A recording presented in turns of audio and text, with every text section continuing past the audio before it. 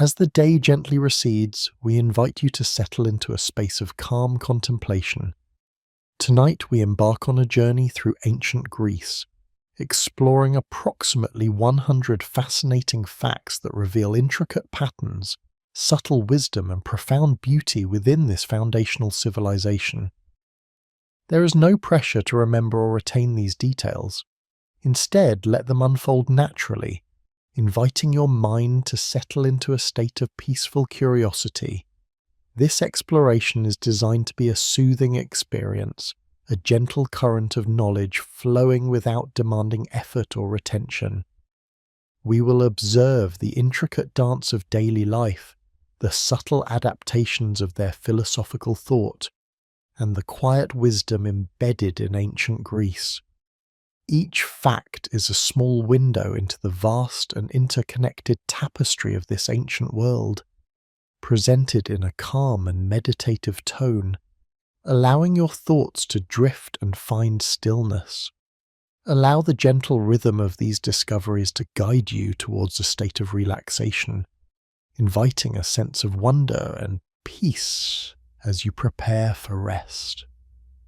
We will uncover aspects often overlooked, focusing on the serene, the practical, and the enduring legacies that continue to resonate. If you're finding peace in this journey, a like and subscribe helps us continue creating these restful explorations, and we're always curious. Share in the comments what city and time zone you're watching from. There's something special about knowing this experience is reaching people all over the world as they prepare for rest. As we begin our journey, let us gently step into the daily existence of ancient Greece, observing the simple yet profound rhythms that shape their lives. We notice how their world, often perceived through grand narratives of war and philosophy, was also rich with moments of calm, community, and connection to the natural world. The agora as a social hub.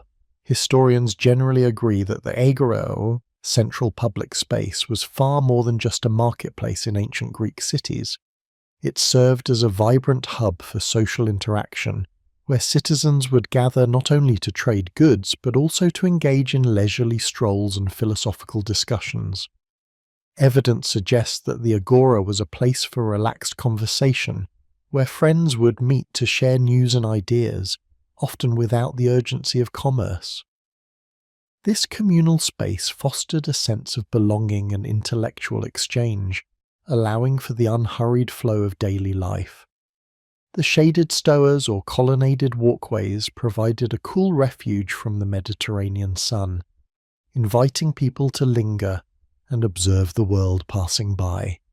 It was a place where public life unfolded at a contemplative pace, emphasizing human connection over transactional efficiency, making it a truly relaxing focal point for the community. The simplicity of diet. The ancient Greek diet was largely characterized by its simplicity and close connection to the land, offering a nourishing and unpretentious approach to sustenance. Scholars debate the exact proportions, but generally agree that their staple foods included grains, olives, and wine, forming the bedrock of their culinary tradition. These were often supplemented with local produce such as figs, grapes, and various vegetables, reflecting the bounty of the Mediterranean climate. Meat was consumed sparingly, often reserved for religious festivals or special occasions, which meant daily meals were typically light and plant-based. This diet promoted a sense of harmony with their agricultural surroundings, encouraging mindful consumption and appreciation for the earth's offerings. The act of sharing these simple meals, often eaten outdoors or in communal settings, fostered a quiet sense of contentment and togetherness. The importance of olive oil. Olive oil held a remarkably versatile and significant place in ancient Greek life, extending far beyond its culinary uses to become an integral part of daily rituals and well-being.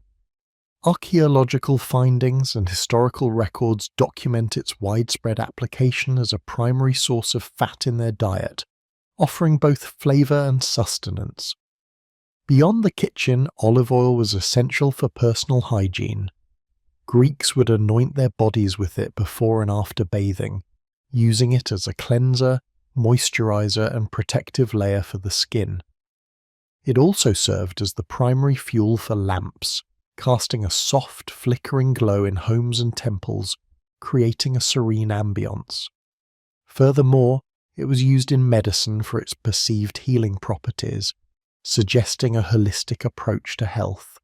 The gentle act of anointing with oil, its warm glow, and its earthy aroma contributed to a sense of calm and self-care in their daily routines.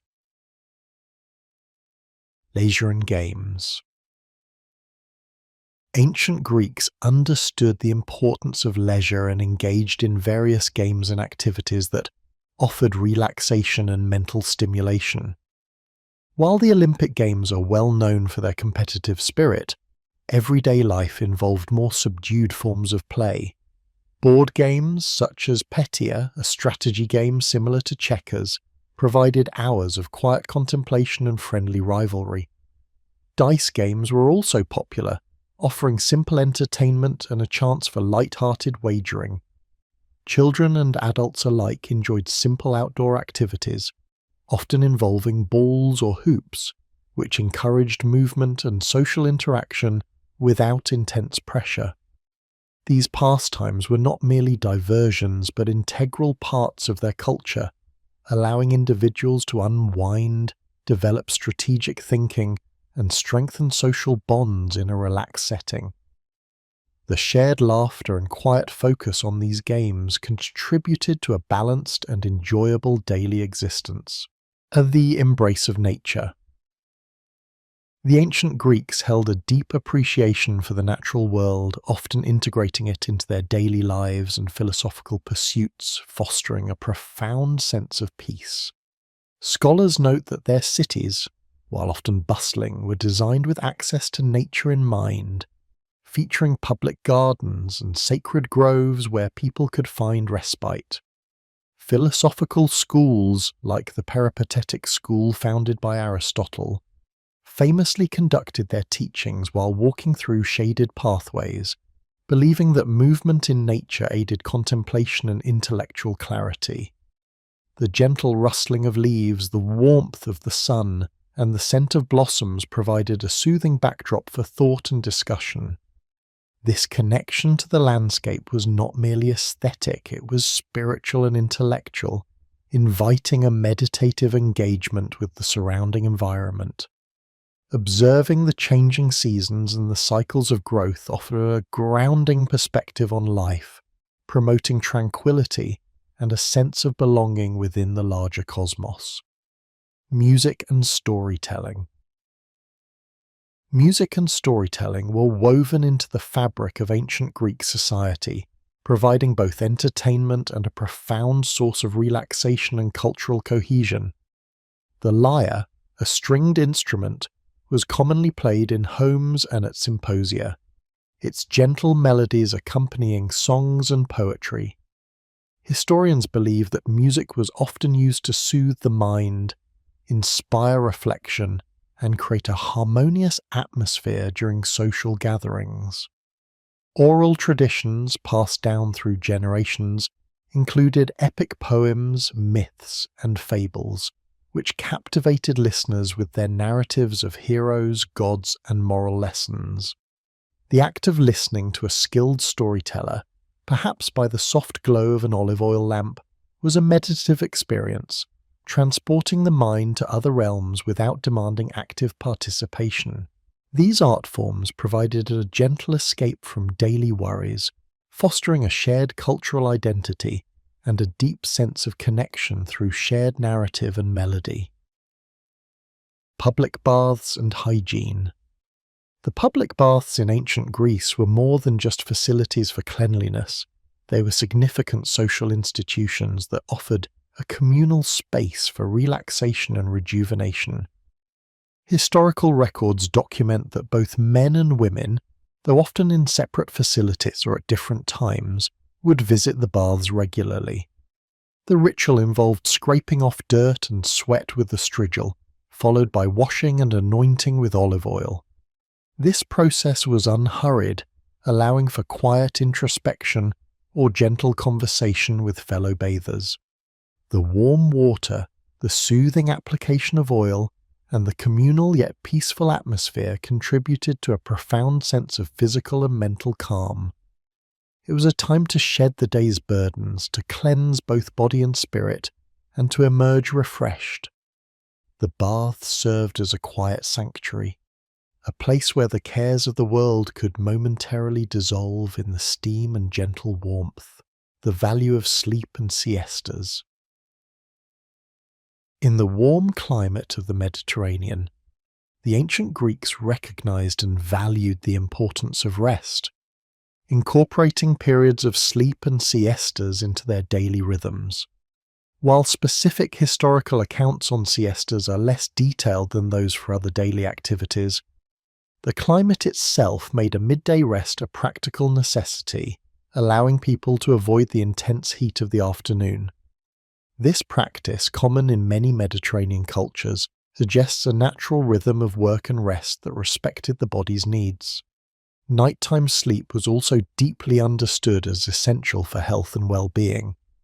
Greek mythology even featured Hypnos, the personification of sleep, as a gentle and benevolent deity, underscoring the cultural reverence for restful slumber. This acknowledgement of the body's need for repose, allowing for periods of quiet withdrawal from activity, contributed to a slower, more balanced pace of life, inviting a deeper sense of peace. These glimpses into the gentle rhythms of ancient Greek life reveal a culture that, amidst its intellectual and political dynamism, also fostered spaces for quiet contemplation, communal gathering, and a deep respect for the simple necessities of well-being. Their daily existence was punctuated by the moments of calm, connection, and a harmonious relationship with their environment, offering a timeless reflection on the art of living peacefully. We left you contemplating the gentle rhythms of ancient Greek life, a civilization that understood the profound importance of rest, from the quiet dignity of a siesta to the restorative power of a full night's sleep. But their wisdom extended beyond the physical restoration of the body. They were masters, too, of cultivating the inner world, tending to the mind and spirit with the same thoughtful care they bestowed upon their olive groves. As we drift further into their tranquil existence, let us explore how they nurtured a profound sense of peace from within through their philosophies, their art, and their delicate connection to the world around them. Imagine, if you will, the soft light filtering through the columns of a quiet portico, where a thoughtful conversation unfolds, not in hurried debate, but in a measured exchange of ideas. This was the heart of the ancient Greek philosophy, not merely an academic pursuit, but a living, breathing guide for navigating the currents of life with grace and inner calm. We often associate philosophers like Socrates, Plato, and Aristotle with grand, abstract concepts, yet their teachings were deeply rooted in the practical art of living well. They understood that true eudaimonia, or human flourishing, was not found in fleeting pleasures or material wealth, but in the cultivation of virtue, self-awareness, and a peaceful mind. Think of the Stoics, for instance, who encouraged a tranquil acceptance of what could not be changed, and the Epicureans, who, despite common misconceptions, advocated for a life of moderation, friendship, and the absence of mental disturbance, of a quiet joy found in simple pleasures. Their schools, like Plato's Academy or Aristotle's Lyceum, were often set in serene groves, offering a natural, contemplative atmosphere conducive to deep thought and quiet learning. Here, amidst the rustling leaves and the murmur of gentle voices, students and masters alike sought to understand themselves and their place in the cosmos, believing that a well-examined life was the surest path to contentment. It is a relaxing thought, is it not, to consider that many of the greatest minds of antiquity dedicated their lives to uncovering the secrets of inner peace, advocating for tranquility, moderation, and the examination of one's own life as fundamental paths to lasting serenity. As their minds sought harmony, so too did their hands shape it into the world around them. Step with us now into the serene landscape of ancient Greek architecture, where every column, every frieze, every carefully placed stone speaks of balance, proportion, and a profound respect for the natural world. Their buildings, from the grand temples dedicated to the gods to the more modest yet equally thoughtful homes of citizens, were designed not merely for shelter or utility, but to inspire a sense of order and peace.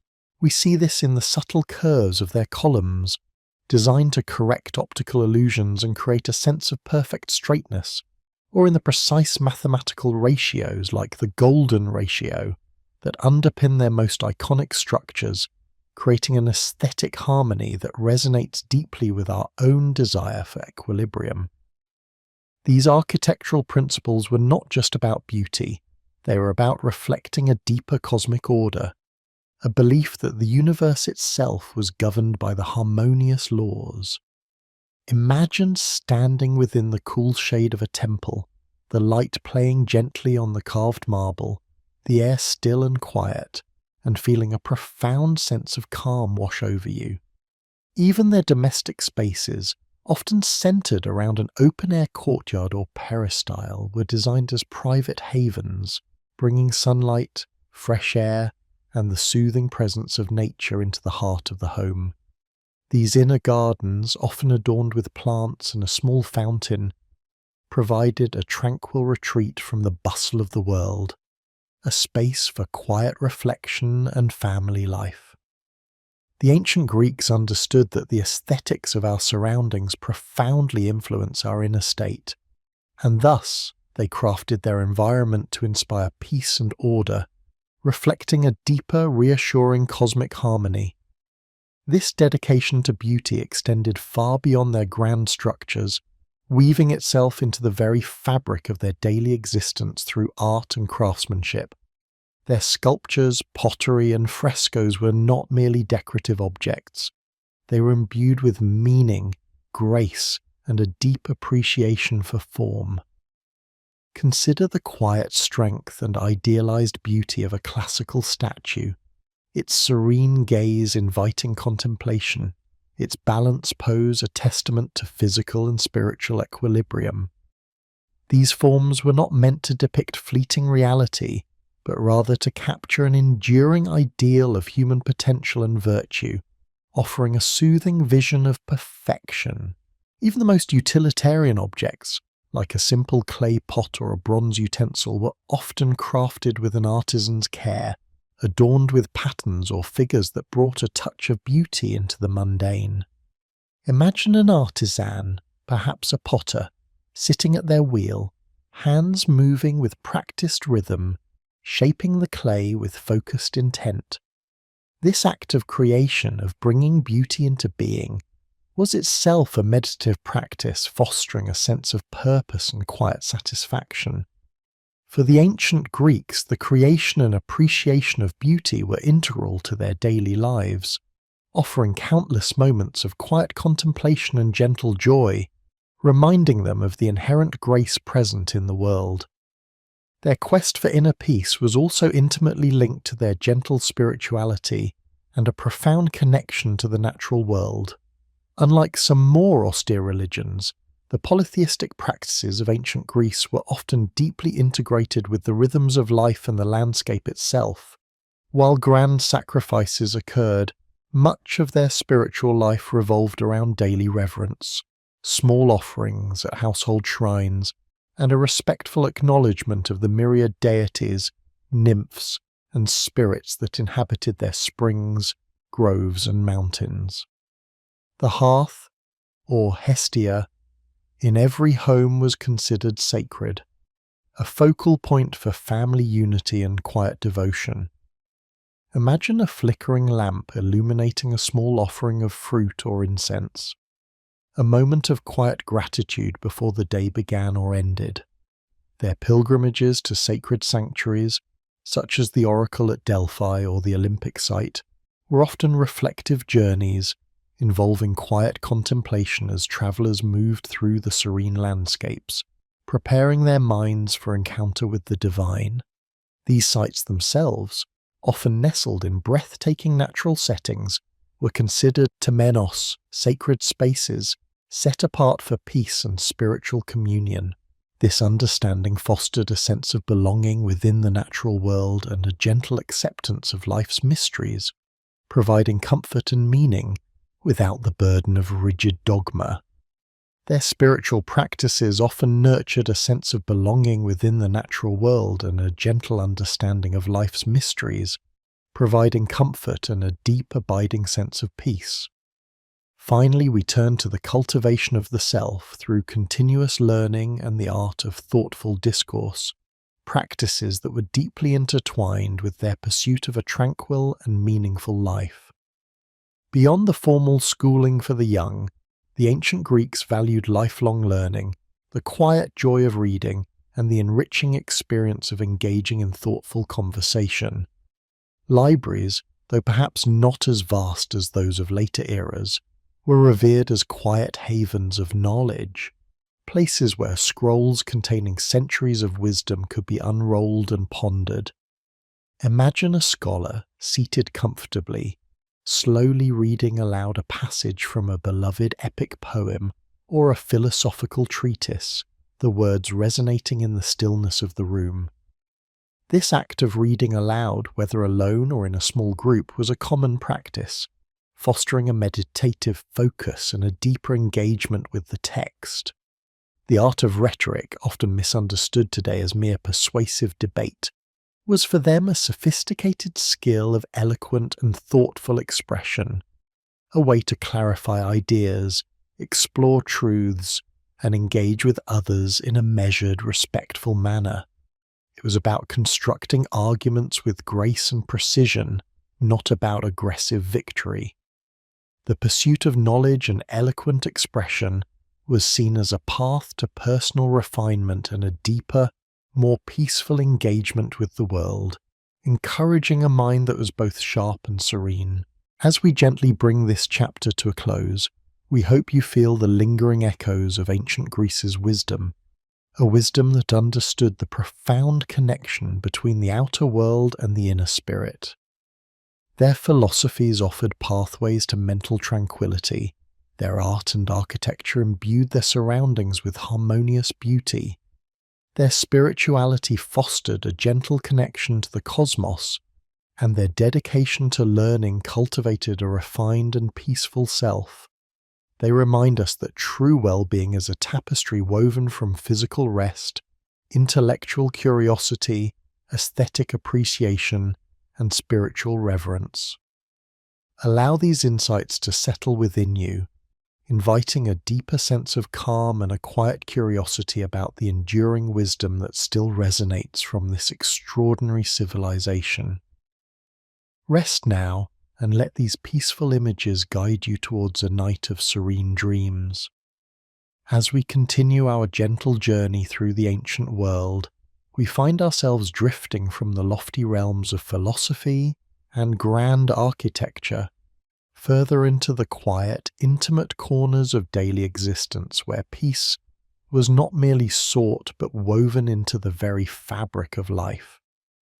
Having explored how the ancient Greeks cultivated inner tranquility through their intellectual pursuits and spiritual reverence, we now turn our gaze to the tangible expressions of this serene wisdom, the comforts of their homes, the rhythms of their communities, and the subtle ways they nurtured both body and spirit in harmony with their world. Imagine, if you will, the serene beauty of an ancient Greek home, a sanctuary designed not for ostentation, but for comfort and a quiet communion with nature. Fact 26.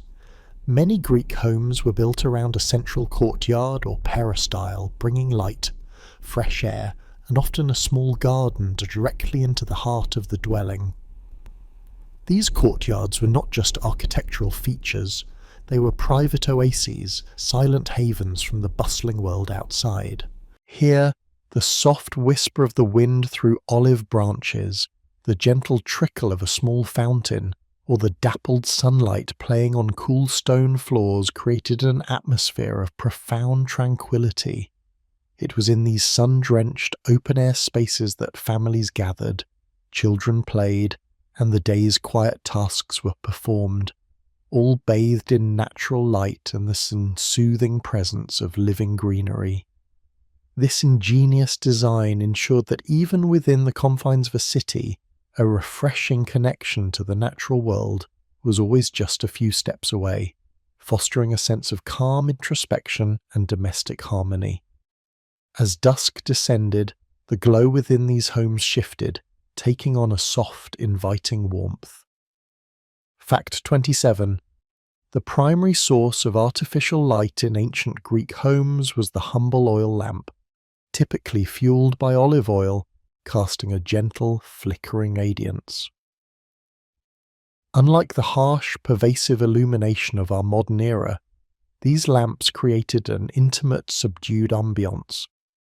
The soft dance of flame on walls, the long, comforting shadows, and the subtle scent of burning oil encouraged a slower pace, drawing families closer for storytelling, quiet conversation, or simply peaceful contemplation. This gentle light was not just functional, it was an integral part of the evening's ritual, signalling a time for rest, reflection, and quiet companionship, allowing the mind to unwind naturally as the day's bright sharpness faded into a soothing twilight. Every object within these homes, from the practical to the decorative, carried a silent story of purpose and beauty. Fact 28. Ancient Greek household objects, from pottery to woven textiles and simple furniture, were often crafted with an eye for both utility and aesthetic grace, imbuing daily life with quiet satisfaction. Imagine holding a beautifully proportioned ceramic cup, feeling the smooth clay, or tracing the subtle patterns woven into a linen tunic. These were not mass-produced items, but objects born of skilled hands and thoughtful design, each carrying the unique touch of its maker. The presence of such artful yet functional pieces in everyday life fostered an unconscious appreciation for beauty and craftsmanship, turning routine tasks into moments of quiet engagement and satisfaction. This mindful approach to material culture meant that even the simplest act, like pouring water from a jug or sitting on a carved stool, could become a small, grounding pleasure. The clothing they wore further echoed this philosophy of simplicity and comfort. Fact 29. Ancient Greek attire, primarily made from natural fibres like linen and wool, was characterized by its draped forms, emphasizing comfort, ease of movement, and a timeless elegance. Far from the restrictive garments of some other cultures, the Khitan and Himatian allowed the body to breathe and move freely, adapting to the warm climate and the demands of daily life. The feeling of soft linen against the skin, the gentle sway of fabric with each step, and the absence of constricting elements contributed to a physical ease that mirrored their pursuit of mental tranquility.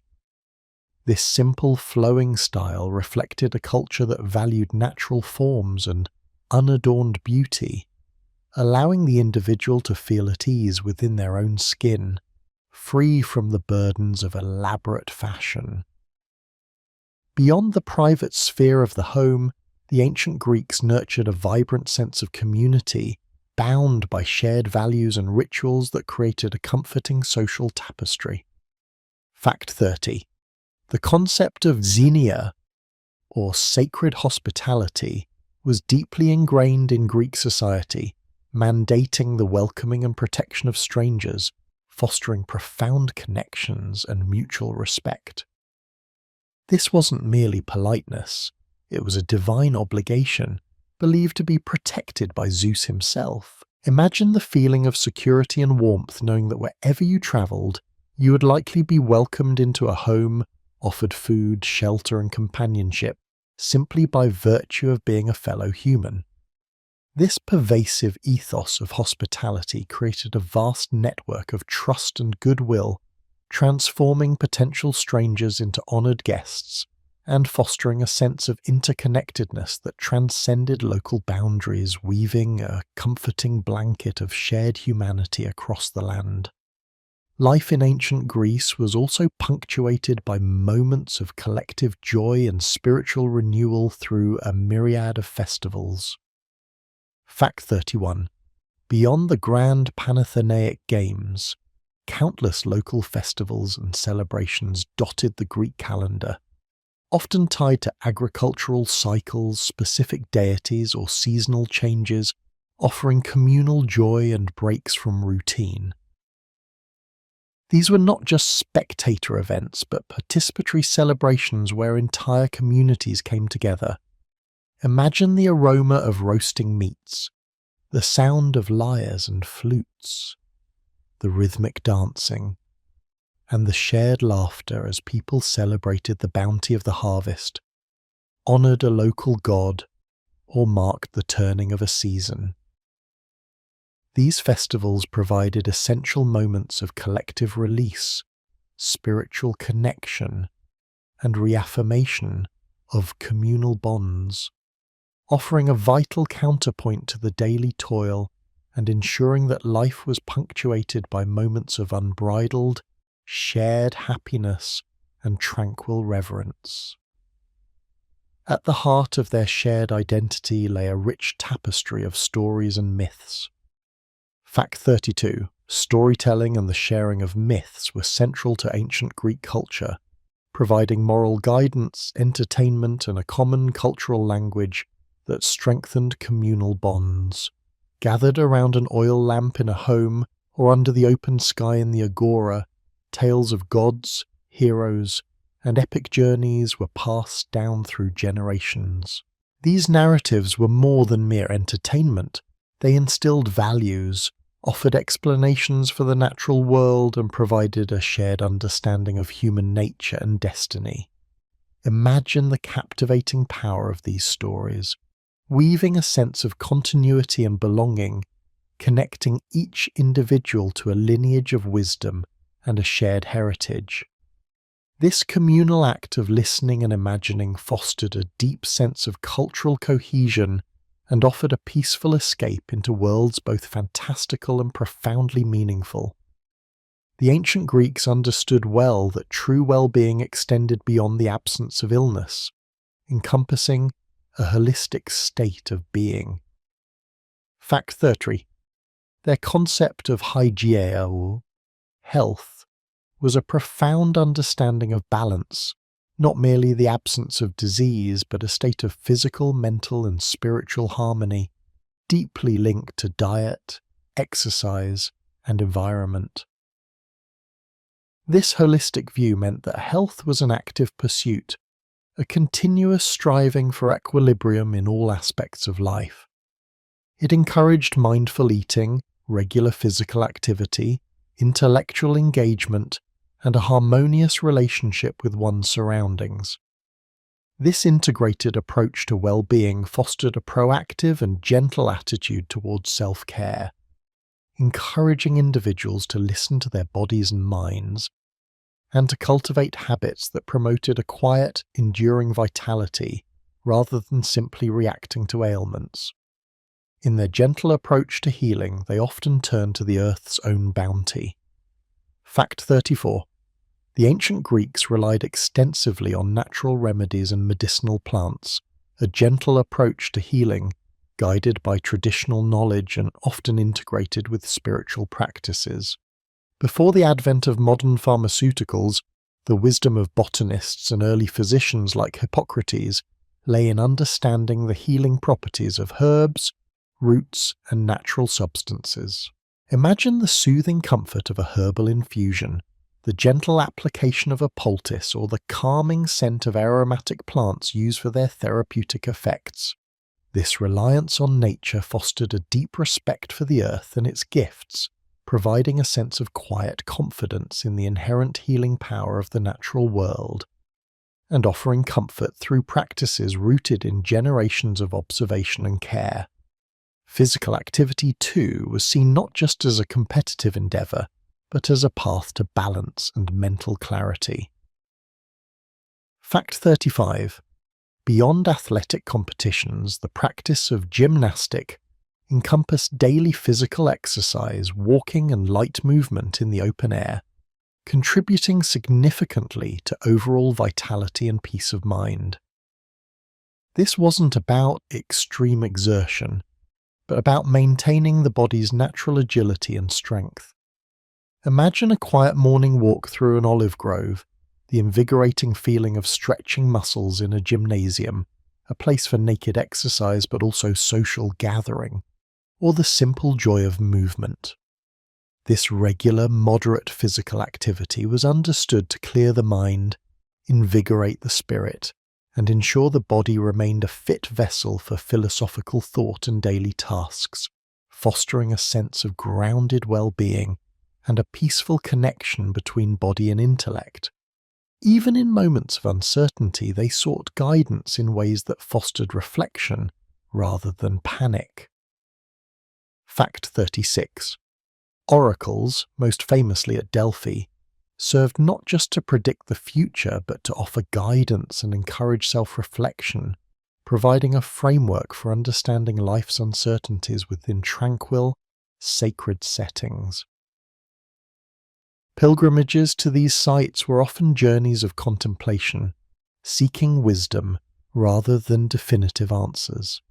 Imagine the hushed reverence of the sanctuary, the quiet wait, and the enigmatic pronouncements that often require deep personal introspection to interpret.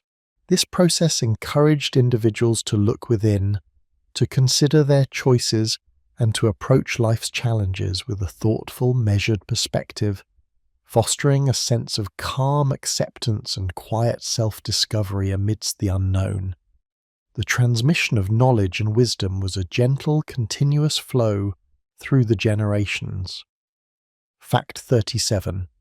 The concept of mentorship and intergenerational learning was highly valued, fostering the quiet transfer of wisdom from elders to youth, ensuring continuity, respect, and a strong sense of belonging within a lineage of knowledge. This was not just formal schooling, but an organic process where younger individuals learned from the experience and insights of their elders. Imagine a young artisan learning a craft from a seasoned master, or a student engaging in thoughtful dialogue with a respected philosopher. This respectful exchange of knowledge created a stable, comforting social structure where wisdom was honoured and passed down with care, fostering a sense of purpose and belonging that transcended individual lifetimes. Finally, let us consider the very soundscape of ancient Greece, a symphony far removed from our own bustling world. Fact 38. The sounds of ancient Greece were often gentle and natural. The murmur of conversation in the agora, the distant strains of a lyre, the rustle of olive leaves, the lapping of waves on the shore, creating an atmosphere conducive to peace and reflection. Imagine the absence of roaring engines, blaring sirens, or constant electronic hum. Instead, picture a world where the natural rhythms of life and the human voice predominated. The gentle clatter of pottery, the bleating of sheep, the chirping of cicadas, the rhythmic beat of a weaver's loom. These were the sounds that filled their days and nights, fostering a sense of quiet harmony with their surroundings. This tranquil auditory environment allowed for clearer thought, deeper contemplation, and a pervasive sense of calm, inviting the mind to slow down and truly listen. As we gently absorb these facets of ancient Greek life, we recognize a civilization that meticulously crafted a world rich in meaning, beauty, and a profound understanding of holistic well-being, from the intimate comforts of their homes to the expansive embrace of their community, and from their mindful approach to health to the soothing sounds that accompanied their days. The ancient Greeks continually remind us that tranquility is not an elusive luxury, but a deeply interwoven thread in the tapestry of a well-lived life. We invite you to carry these calming insights with you as we prepare to uncover further gems of wisdom from this remarkable civilization, continuing our journey of peaceful discovery. As we gently drift further into the serene landscape of ancient Greece, leaving behind the soft murmur of their natural soundscapes and the holistic wisdom of Aegean, we find ourselves drawn to even more intimate corners of their world, spaces and practices meticulously designed to nurture the soul and quiet the mind. We invite you now to step with us, to observe how the very fabric of their society, from verdant groves to intellectual gatherings, was woven with threads of tranquility. Imagine, if you will, the gentle rustle of leaves, the soft gurgle of water, and the quiet hum of contemplation. For the ancient Greeks, nature was not merely a backdrop to life, but an active participant, a source of profound peace and spiritual solace. Fact 31. Sacred groves, temene, provided serene retreats for contemplation and spiritual connection. Beyond their everyday appreciation for the natural world, the Greeks designated specific areas as temene, or sacred groves. These were often ancient stands of trees, untouched by the axe, dedicated to deities or heroes. Here the air itself seemed to thicken with reverence, the dappled sunlight filtering through dense canopies, creating a mosaic of light and shadow on the forest floor. These groves were sanctuaries of quietude, places where the clamour of human activity was hushed, replaced by the whispering wind and the chirping of birds. You might find a simple altar, a spring, or a small shrine nestled amongst the trees, inviting visitors to pause, reflect, and commune with the divine in profound silence. They were not places for boisterous worship, but for personal introspection, for offering quiet prayers, or simply for experiencing the deep, abiding peace that only unspoiled nature can offer. Step into a temenos was to enter a different rhythm of time, a slower, more deliberate pace that encouraged a letting go of worldly concerns, allowing the spirit to expand and find its natural equilibrium. Fact 32. Deliberately designed gardens, both public and private, offered spaces for beauty, reflection, and quietude. While sacred groves were untouched, the Greeks also cultivated gardens with a keen eye for beauty and tranquility. Homes, particularly those of the more affluent, often featured small inner courtyards or peristyle gardens, where fragrant herbs, flowering plants, and small trees provided a private oasis. These were not wild, untamed spaces, but carefully arranged compositions designed to soothe the senses. Imagine a small fountain or a basin of water at the centre, its gentle splash providing a constant calming auditory backdrop. Public gardens, though perhaps less common than in later eras, also existed, often associated with temples or philosophical schools.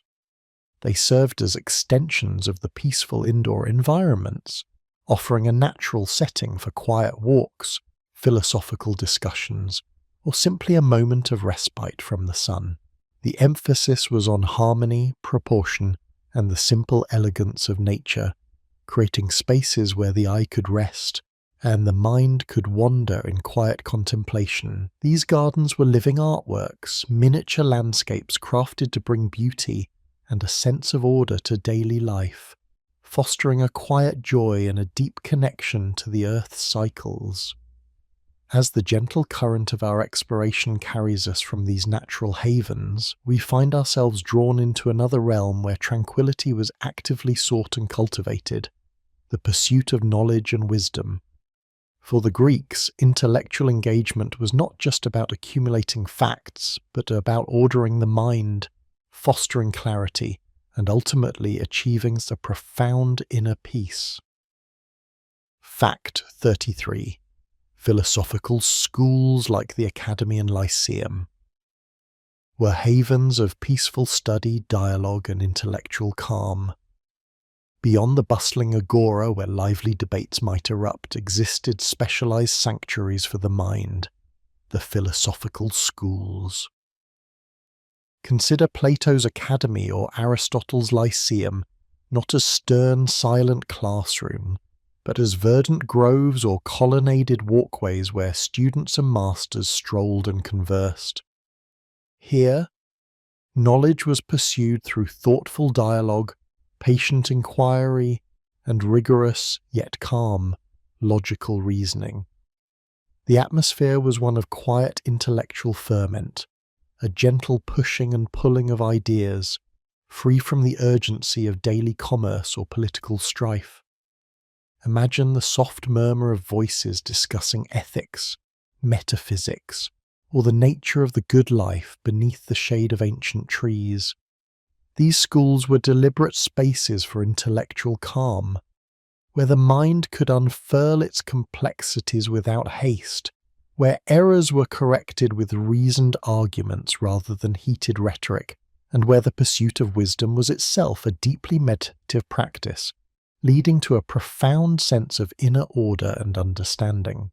They offered a refuge for those seeking to refine their thoughts, to understand their place in the cosmos, and to cultivate a life guided by reason and virtue.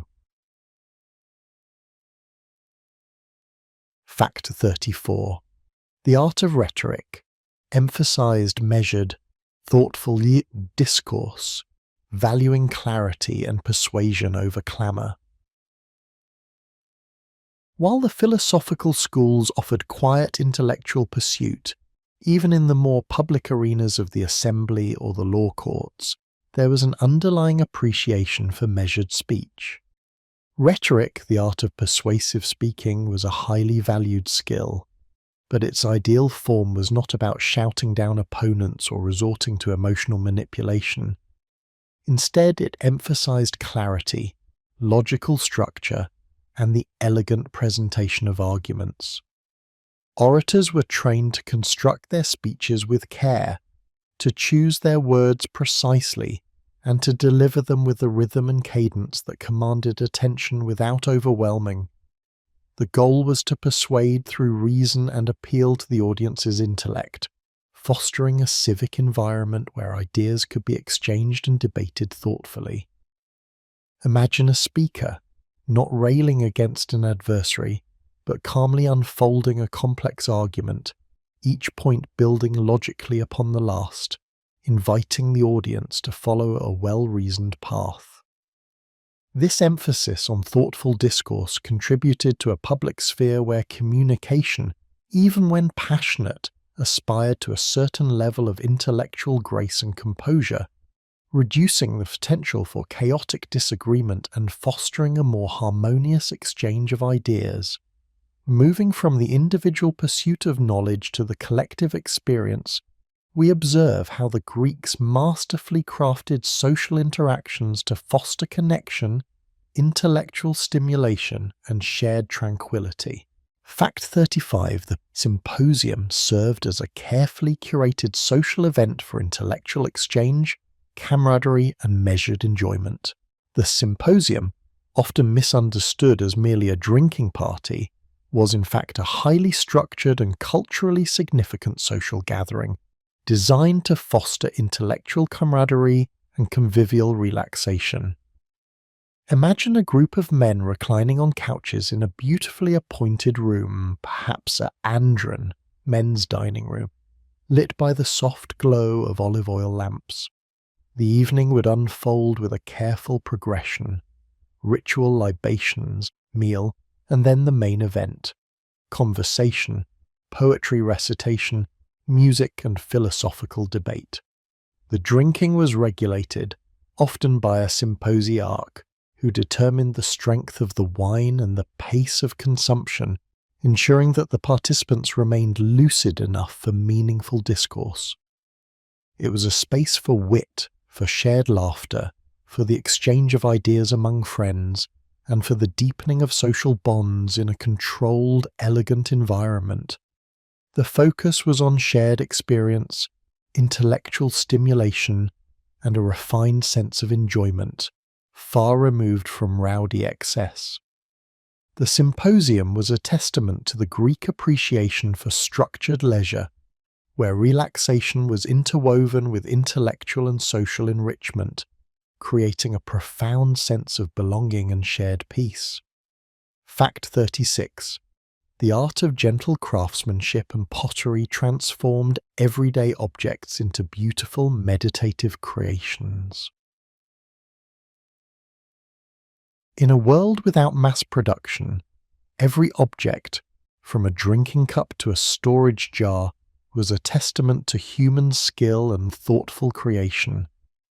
Greek craftsmanship, particularly in pottery, was not merely functional, it was an art form imbued with grace and balance.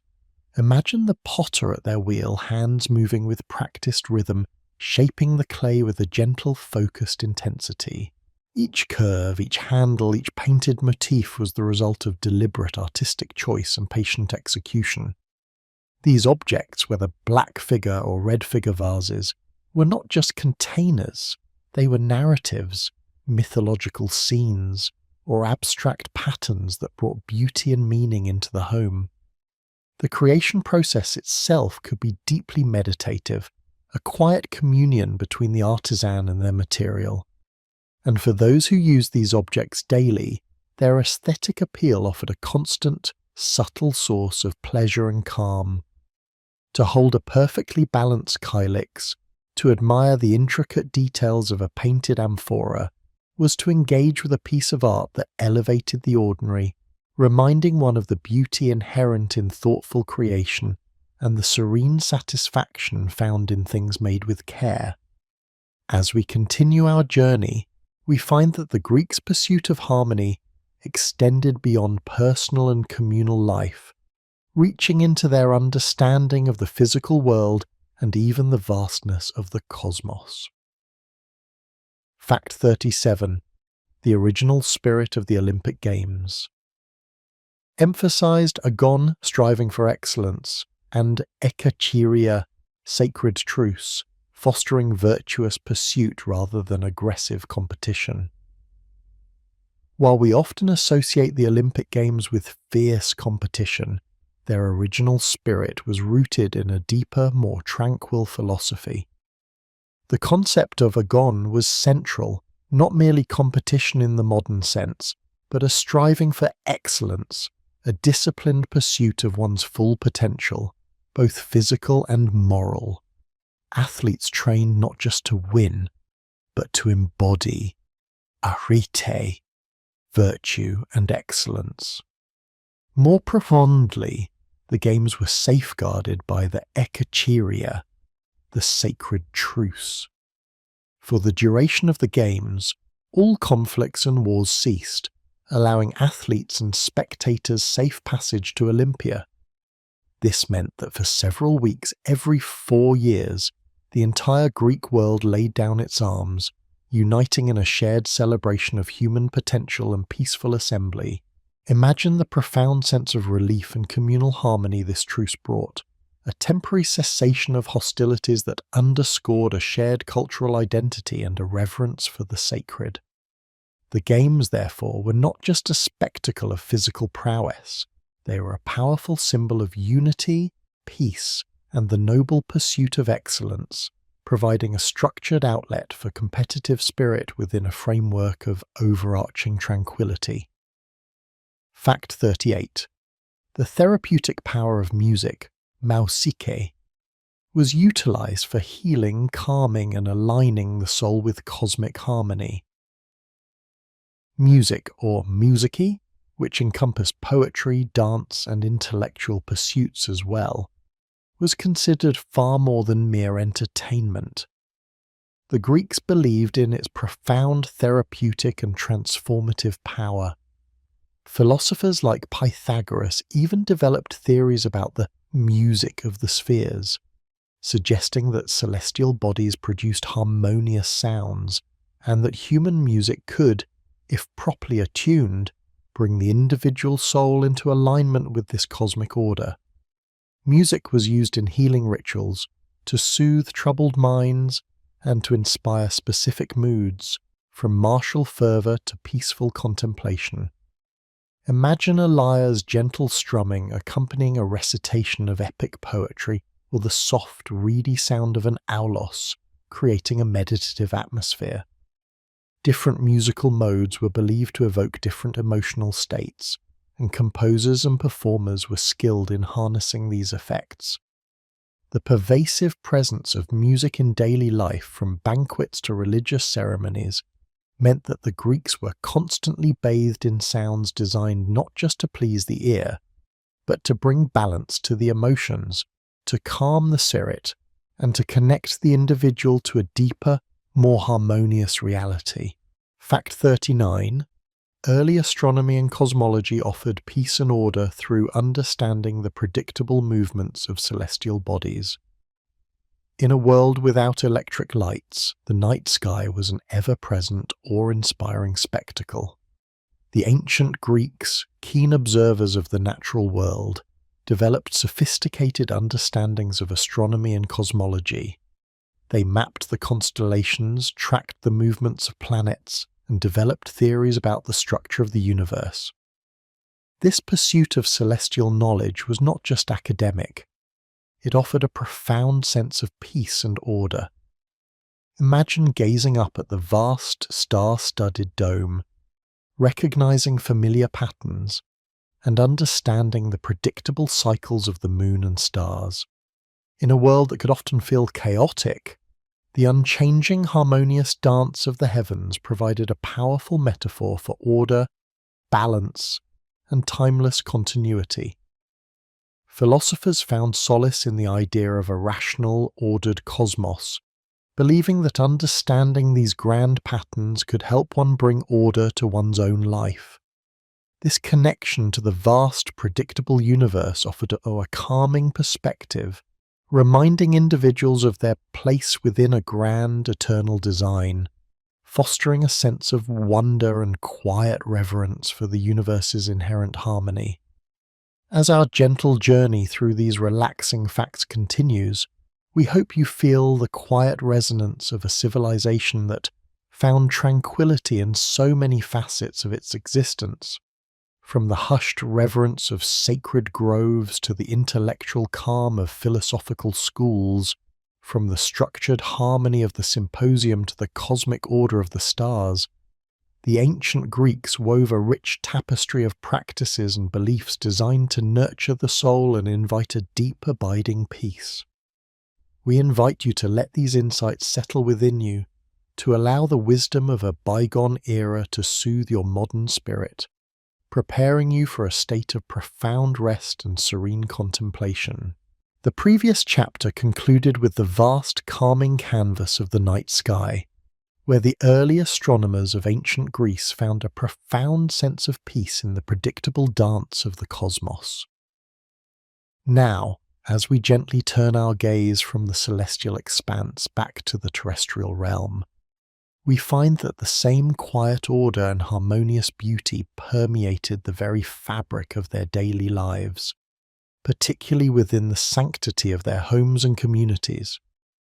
It is here, in the intimate details and shared moments, that we discover further layers of tranquility, like a stream flowing softly through a verdant landscape.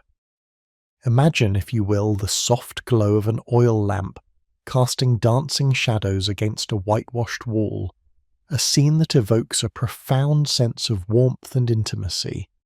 This is where we begin our exploration in this chapter, delving into the domestic spheres and communal bonds that offered solace and stability. Fact 40. The hearth as the heart of the home. For the ancient Greeks, the hearth often centrally located within the home, was far more than just a place to cook or keep warm. It was the sacred epicenter of family life, protected by Hestia, the goddess of the hearth and home. Around its gentle flames, families gathered, sharing stories, meals, and the quiet comfort of presence. The hearth represented continuity, tradition, and the enduring warmth of familial love, offering a constant, reassuring anchor in their daily existence.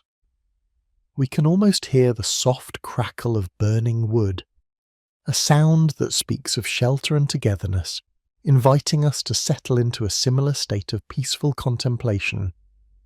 As the embers glowed, so too did the tales passed down through generations, enriching the communal tapestry.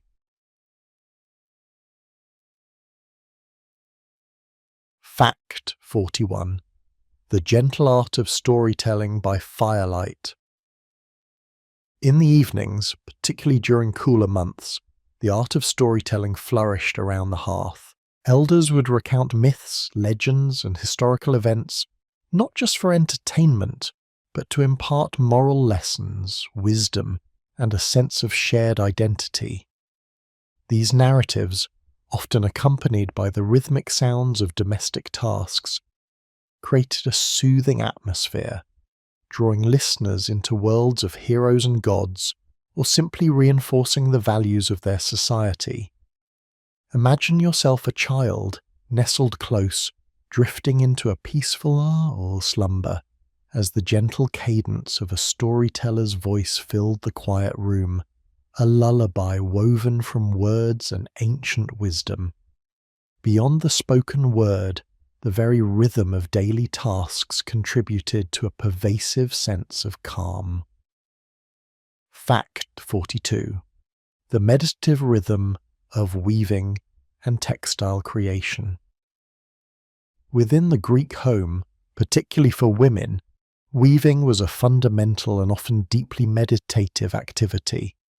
The rhythmic clack of the loom, the careful threading of warp and weft, and the slow emergence of intricate patterns transformed raw wool or linen into practical garments, blankets, and tapestries. This repetitive, focused work was not merely utilitarian. It was a craft that demanded patience and precision, allowing the mind to quiet and find a tranquil flow. Each thread woven was a moment of mindful creation, a silent testament to the beauty of purposeful labour. The objects created through such dedication were not just functional, they carried an aesthetic of simple elegance. Fact 43. The simple beauty and everyday use of pottery. Ancient Greek pottery, from humble amphorae to elegant kylixes, was ubiquitous in daily life. While some pieces were exquisitely painted and destined for display or ritual, countless others were crafted for everyday use, storing water, wine, oil or grains, and serving meals. The smooth, cool feel of a terracotta jug, the ergonomic curve of a bowl, the earthy scent of the clay, these were sensory anchors, connecting people to the natural world and the skilled hands that shaped them. There was a quiet dignity in these functional objects, a beauty born of utility, and a testament to the enduring human need for both form and function in the simplest things. This appreciation for simplicity and balance extended to their intellectual life, distilled into concise nuggets of wisdom. Fact 4. The enduring wisdom of proverbs and maxims. Ancient Greek society valued concise wisdom, often encapsulated in proverbs and maxims that guided daily conduct and thought. Phrases like "know thyself," "nothi seafton," and "nothing in excess," "mithenachem," inscribed at Delphi, served as constant reminders for self-reflection and moderation. These pithy statements, passed down orally and in writing, offered practical guidance for living a balanced and virtuous life, providing a calm philosophical framework for navigating the complexities of existence. They were like gentle nudges towards inner peace, encouraging thoughtful action over impulsive reaction. Such wisdom was often the fruit of long experience, reverently passed from one generation to the next. Fact 45. The reverence for elders and their accumulated wisdom. Elders held a revered position in ancient Greek society, not just for their age, but for the accumulated wisdom and experience they embodied. Their counsel was sought, their stories cherished, and their presence provided a sense of continuity and stability. The respect shown to older generations fostered a gentle intergenerational harmony, where knowledge flowed naturally from those who had lived long and observed much. This reverence created a societal fabric woven with respect and a deep appreciation for the cycles of life, offering a comforting sense of belonging and rootedness. Amidst these human connections, the presence of animal companions also offered a quiet, unconditional comfort. Fact 46. The calming presence of pets in ancient Greek homes. While not as universally documented as in some other cultures, evidence suggests that dogs and occasionally cats or birds were cherished companions in ancient Greek homes. Dogs particularly were valued for their loyalty and protective instincts, but also for their affectionate presence. The soft nuzzle of a dog, the gentle purr of a cat, or the melodious chirping of a bird would have brought a quiet, uncomplicated joy and a sense of calm to daily life, offering companionship that transcended words and spoke directly to the heart. We can imagine a gentle hand stroking a sleepy canine, a simple act of connection bringing a moment of pure, unadulterated peace. Beyond the home, public spaces also offered elements of tranquility, particularly through the soothing presence of water. Fact 47. The gentle flow of water in public fountains and aqueducts. Ancient Greek cities, especially those with advanced engineering, often featured public fountains and elaborate aqueduct systems that brought fresh water to their inhabitants. The constant gentle murmur of flowing water from a public fountain, a steady trickle or a soft splash, would have been a ubiquitous and calming sound in urban environments. These water sources were not just practical, they were often beautifully adorned, serving as gathering points and offering a sensory oasis amidst the daily bustle, a natural symphony contributing to the peaceful atmosphere of their communal spaces. Communication, even over distances, had a deliberate pace that fostered reflection. Fact 48. The thoughtful pace of letter writing for distant connection. Before instant communication, the act of writing and receiving letters was a significant event, demanding time and thoughtful composition. For the ancient Greeks, sending a letter was a deliberate process, allowing for careful consideration of thoughts and feelings.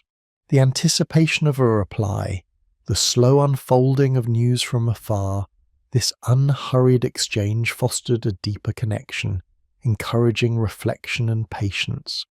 There was a quiet beauty in this slower pace of communication, a mindful crafting of words that strengthened bonds across distances, much like a gentle conversation carried on the wind. Even the aesthetics of their clothing spoke to a connection with nature and a preference for natural simplicity.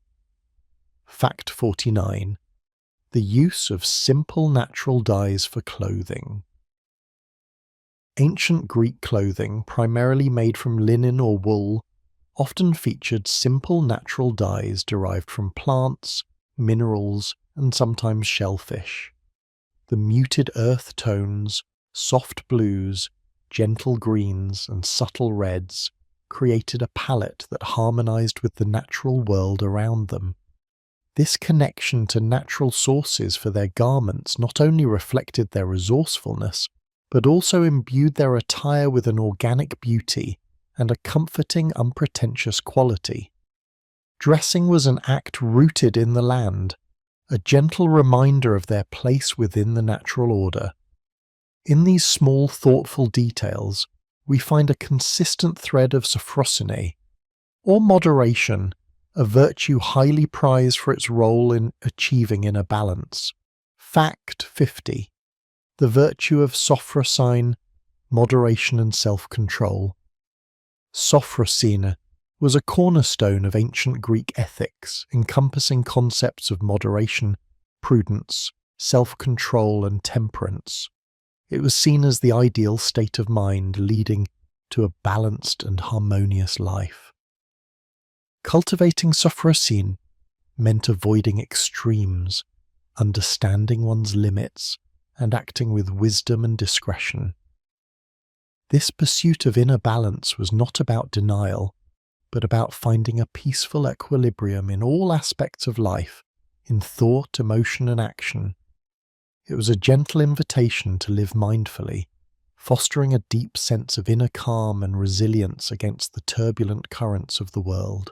As we gently drift through these intimate glimpses of ancient Greek life, we recognize a profound and pervasive quest for harmony, a harmony found in the sacred hearth, in the shared stories, in the rhythmic work of hands, in the simple beauty of everyday objects, in the wisdom of their elders, in the quiet companionship of pets, in the soothing sounds of water, in the thoughtful exchange of words, and in the very fabric of their clothing. Each element, however small, contributed to a life imbued with a serene beauty and a deep appreciation for the quiet moments that truly enrich existence. This journey through ancient Greece is not merely a collection of facts. It is an invitation to slow down, to breathe deeply, and to absorb the timeless lessons of a civilization that understood the profound power of tranquility. We hope that these insights are beginning to weave a tapestry of calm within your own mind, preparing you for the most restful and restorative slumber. Allow these images and ideas to gently settle, like dust motes dancing in a sunbeam, bringing a serene quietude to your thoughts.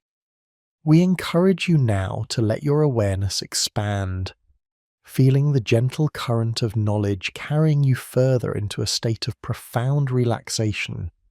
The wisdom of the ancients, in its quiet simplicity, continues to unfold, offering solace and peace. As we prepare to delve into further aspects of their tranquil world, know that you are already enveloped in a deepening calm, a quiet space where the echoes of ancient harmony resonate softly within you. Close your eyes if you wish, and simply be with these gentle insights, allowing them to usher you towards a deeper sense of peace. As we continue our gentle journey through the timeless wisdom of ancient Greece, we find ourselves enveloped ever more deeply in the essence of sophrosine, that profound virtue of moderation, self-control and balance that permeated every facet of their existence. It was not merely a philosophical concept, but a lived reality shaping their homes, their interactions, and their profound connection to the natural world. This inherent sense of equilibrium, this quiet pursuit of harmony, is what we now invite you to explore further as we uncover more subtle yet powerful elements that contributed to their deeply tranquil way of life. Imagine for a moment the very fabric of their daily existence woven with the threads of the sun's journey across the sky. The dance of light and shadow was not merely an aesthetic consideration, but a fundamental principle of Greek architectural design, shaping their homes into sanctuaries of peace. We observe how their dwellings, often modest in scale, were meticulously oriented to embrace the gentle caress of the morning sun, inviting its warmth and clarity into their courtyards and living spaces. As the day progressed, deep porticos, cleverly positioned windows, and high walls cast cooling shadows, offering respite from the midday heat. This natural illumination created a subtle, ever-shifting rhythm throughout the day, a silent clock that encouraged a mindful awareness of time's passage.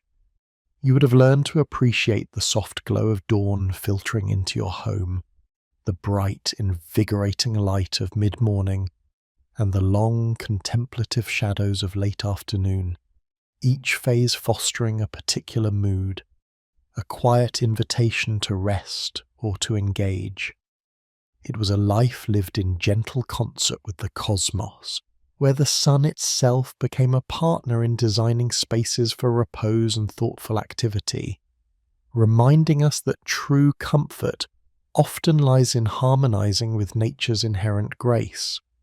This connection to the natural world extended beautifully to their personal adornment, showcasing a quiet elegance born of simplicity. We notice the quiet elegance of natural adornment, particularly in the widespread use of wreaths and understated jewellery. Far from ostentatious displays, the Greeks often favoured the ephemeral beauty of fresh flowers, leaves and branches, woven into delicate wreaths worn during festivals, symposia, or even in daily life. A simple olive leaf wreath, a crown of laurel, or a garland of myrtle might signify achievement, honour, or simply a connection to the season's bounty. This practice spoke volumes of their aesthetic values, where beauty was often found in the organic, the symbolic, and the transient. Their jewellery, when worn, also echoed this sentiment, often crafted from gold, silver, or bronze, but with designs that were elegant, geometric, or inspired by natural forms rather than overly elaborate. You would have seen how a modest pin, a simple armband, or a delicate earring could complete an ensemble with grace, reflecting a deep appreciation for craftsmanship and a serene confidence that needed no excessive embellishment. This gentle approach to self-presentation underscores a culture that valued inherent beauty and a harmonious relationship with their environment, rather than fleeting trends or superficial display. As we wander through their ancient landscapes, a constant, soothing sound often accompanies us. The soothing symphony of flowing water.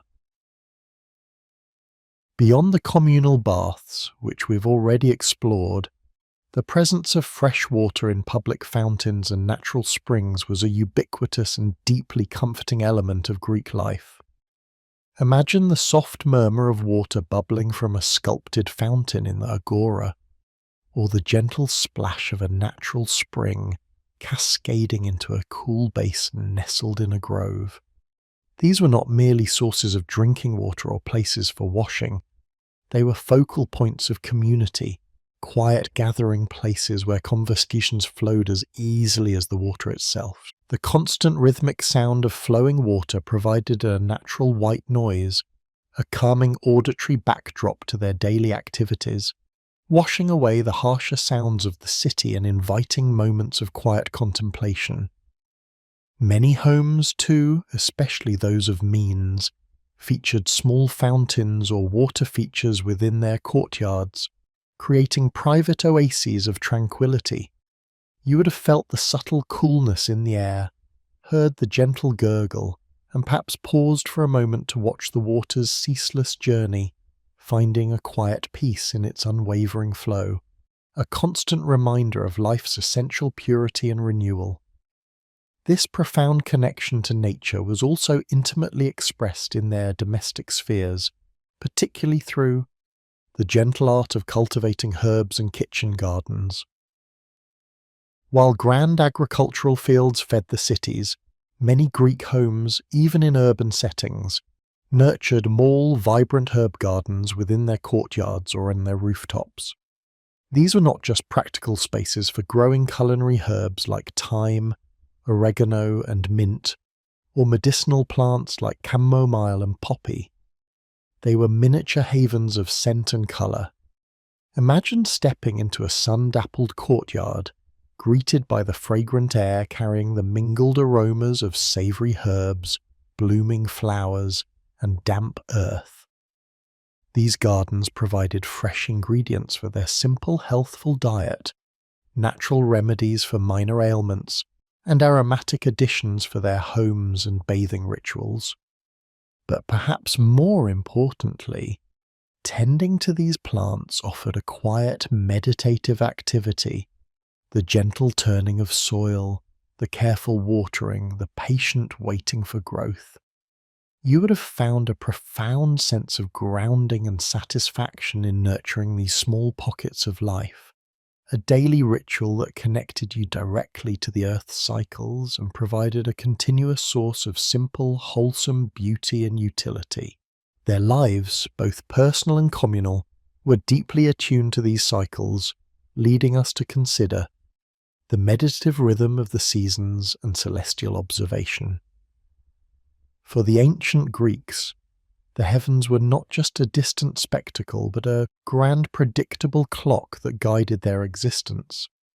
Farmers knew when to plant and harvest by the rising and setting of specific constellations.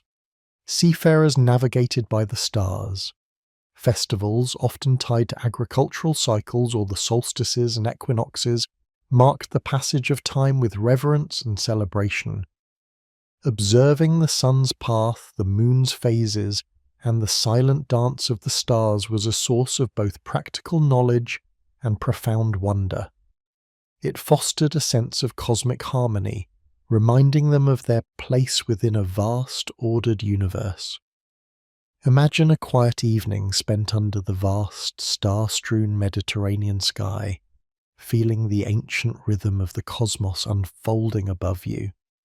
You would have found solace in this predictable grandeur, a deep sense of peace in knowing that despite life's complexities, the celestial ballet continued, serene and unwavering. This daily, seasonal and yearly attunement to nature's grand design instilled a pervasive sense of balance and continuity, gently anchoring their lives to forces far greater than themselves. This mindfulness extended even to the very architecture of their lives, particularly in the significance of thresholds and sacred spaces. In ancient Greece, crossing a threshold was often more than just moving from one space to another. It was a symbolic act, imbued with a quiet respect and a sense of transition. The doorway of a home, the entrance to a temple, or the gate of a city carried a special significance, often marked with protective symbols or small shrines to household deities.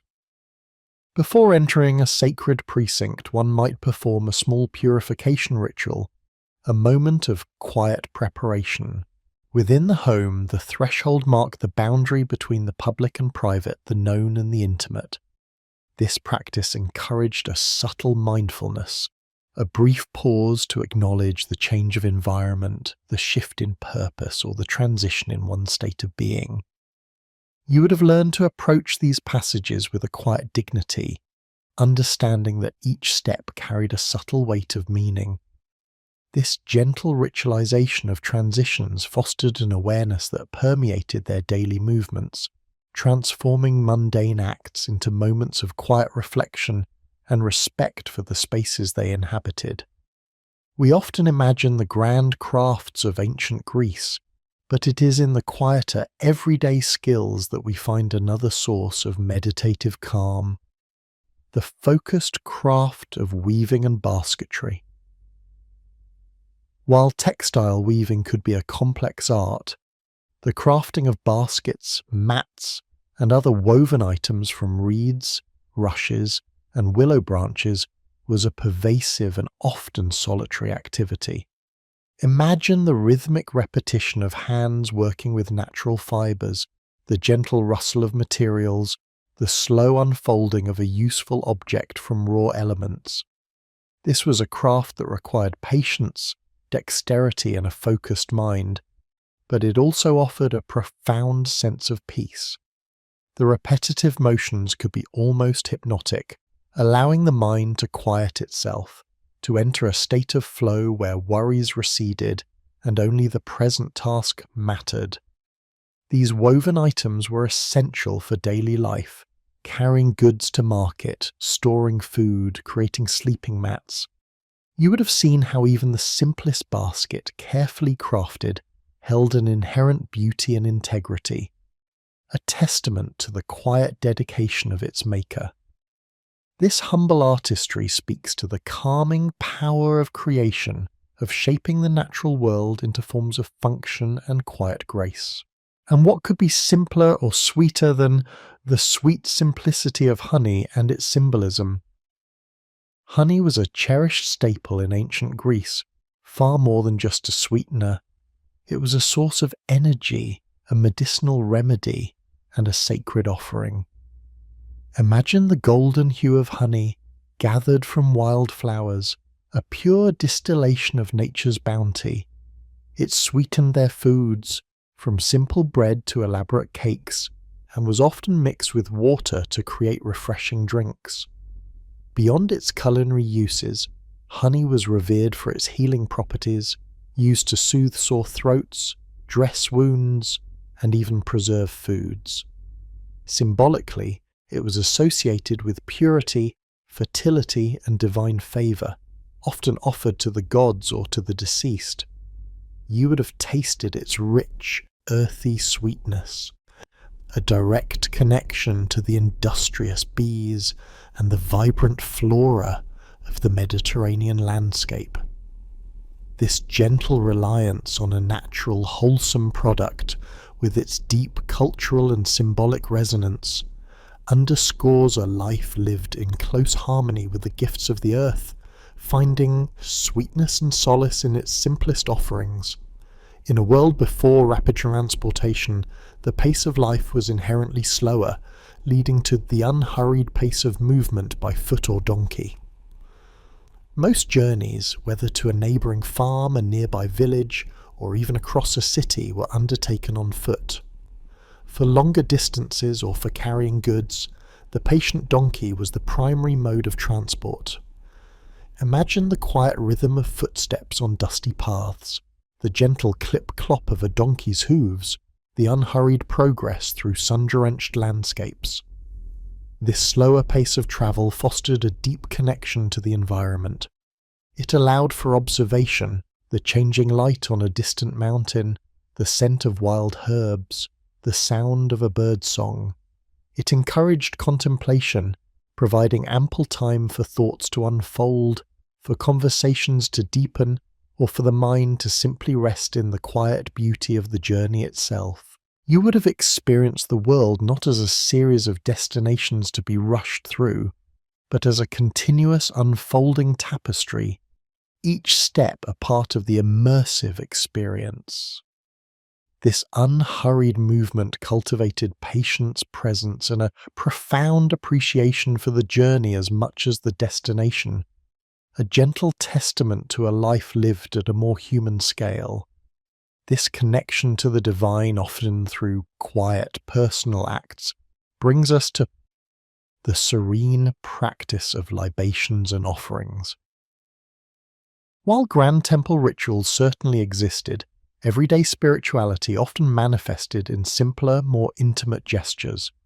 A libation, the pouring of a small amount of liquid, often wine, water, or oil, was a common and quiet act of reverence. Imagine, before a meal, pouring a few drops of wine onto the earth or into a hearth, a silent offering to the gods, the household spirits, or the ancestors. This brief, thoughtful moment was a way to acknowledge the sacred in the mundane, to express gratitude or to seek blessing. It was a personal, unhurried connection to the unseen world, performed with quiet dignity rather than ostentation. Such offerings were not about elaborate display, but about sincere intention and a humble recognition of the forces that shape their lives. You would have learned these small, graceful gestures from childhood, understanding them as quiet acts of piety that wove a thread of spiritual awareness through the fabric of your daily routine, fostering a sense of peace and belonging within the cosmic order. Even in moments of self-reflection, a quiet simplicity prevailed as we consider the reflective surface of bronze mirrors. Before the advent of glass, mirrors in ancient Greece were typically made of highly polished bronze or silver. These objects, often beautifully crafted and sometimes adorned with figures or designs, offered a glimpse of one's own image. Imagine holding such a mirror, its surface cool and weighty, reflecting a softer, slightly diffused image compared to modern mirrors. While certainly used for practical grooming, these mirrors could also serve a deeper purpose, a moment of quiet self-contemplation. They invited a pause, a brief assessment, not just of outward appearance, but perhaps of one's inner state. In a culture that valued sophrosy and self-knowledge, know thyself, the mirror could be an aid to introspection, a tool for a quiet, honest look inward. You would have seen your own reflection not with harsh scrutiny, but with a gentle acceptance, understanding that true beauty resonated from within, an echo of the balanced soul. This simple object, therefore, offered more than mere reflection. It provided a quiet moment for connection with the self, a gentle invitation to inner harmony. Their intellectual life, too, prized conciseness and thoughtful expression, evident in the concise wisdom of epigrams. These were short, often poetic inscriptions, originally found on monuments, statues, or offerings, but which evolved into a recognized literary form. Epigrams could be witty, profound, commemorative, or philosophical, distilling complex ideas into a few carefully chosen lines. Imagine encountering an epigram carved into stone, offering a timeless piece of advice, a tender remembrance, or a sharp observation on human nature. This art form encouraged a clarity of thought and an economy of language, demanding that one express meaning with precision and elegance. Reading or composing an epigram was a meditative exercise, requiring focus and an appreciation for the power of words. You would have learned to appreciate the succinct beauty of these verses, finding a quiet satisfaction in their distilled wisdom, a reminder that profound truths often reside in simplicity. This practice fostered a thoughtful approach to communication, valuing substance over verbosity, and encouraging a calm, considered engagement with ideas. Returning to the physical self, we revisit the personal harmony of gymnastic, holistic exercise, but with a focus on its more intimate, meditative aspects. While we often associate gymnastic with the grand spectacle of the Olympic Games, its daily practice was far more personal and ingrained in the pursuit of kolokagathia, the ideal of physical and moral excellence. Imagine the quiet discipline of a morning run through an olive grove, or the focused movements of wrestling and discus throwing in a local gymnasium, not primarily for competition, but for the sheer joy of movement and the cultivation of a healthy body. This daily physical activity was seen as essential for maintaining not just physical health, but mental clarity and emotional balance. It was a form of active meditation, where the body's exertion quieted the mind, releasing tension and fostering a sense of invigorated calm. You would have experienced the profound satisfaction of a body well used, the clarity of thought that followed a vigorous workout, and the deep, restful sleep that such activity encouraged. This holistic approach to exercise underscores their understanding that a tranquil mind and a peaceful spirit were inextricably linked to a healthy, well cared for body. Finally, we turn our gaze to the omnipresent, majestic force that shaped so much of their world, the calming embrace of the Mediterranean Sea. More than just a route for trade or conquest, the sea was a constant, vast, and profoundly soothing presence in the lives of the ancient Greeks. Imagine the rhythmic lapping of waves against the shore, the vast expanse of blue stretching to the horizon, the salty air carrying the scent of distant lands. For those living near the coast, the sounds of the sea were a constant lullaby, a natural symphony that quieted the mind and expanded the spirit. Its immensity offered a perspective on human concerns, reminding them of the vastness of the world and the transient nature of individual worries. The sea was a source of sustenance, a pathway to new ideas, and a backdrop for contemplation. You would have found a deep sense of peace, gazing out at its endless horizon, feeling the gentle sea breeze on your skin, or listening to its ancient song. This profound connection to the sea, a source of both challenge and boundless tranquility, imbued their lives with a sense of perspective and a deep, abiding calm, reminding them of the enduring beauty and power of the natural world. As these images gently unfold, we hope you feel the quiet resonance of a civilization that prized balance, simplicity, and a deep, reverent connection to life's fundamental rhythms. The journey continues, always inviting you to sink deeper into the serene wisdom of ancient Greece, allowing its gentle current to carry you towards profound peace and unwinding rest. As the gentle current of the Mediterranean Sea whispers its timeless tales, inviting us to reflect on the vastness and constancy of nature, we now turn our gaze from the shimmering waters to the earth itself, to the land that cradled this remarkable civilization. We invite you to sink deeper into the embrace of ancient Greece, allowing its rhythms to soothe your spirit and guide you toward an even profounder state of peace. Imagine the warmth of the sun on your skin, the subtle scent of dry earth and wild herbs carried on a soft breeze, as we explore further gems of wisdom that fostered tranquility. Consider for a moment the quiet rhythm of agricultural life that underpinned so much of ancient Greek existence.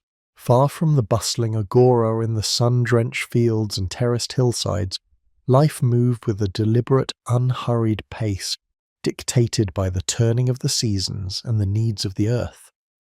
We witness farmers tending their olive groves, their vineyards, and their fields of grain, their movements practiced and harmonious, a dance performed countless times over generations. There was a meditative quality to the tilling of the soil, the careful planting of seeds, the watchful waiting for rain, and the joyful communal endeavour of harvest. This deep personal connection to the land, to the very source of sustenance, instilled a profound sense of gratitude and belonging.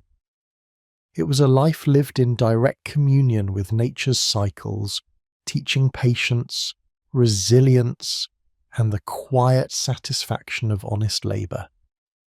This daily engagement with the earth, feeling the soil beneath their bare feet, watching the growth of their crops, offered a grounding perspective, reminding them of life's fundamental simplicity and the enduring power of natural processes.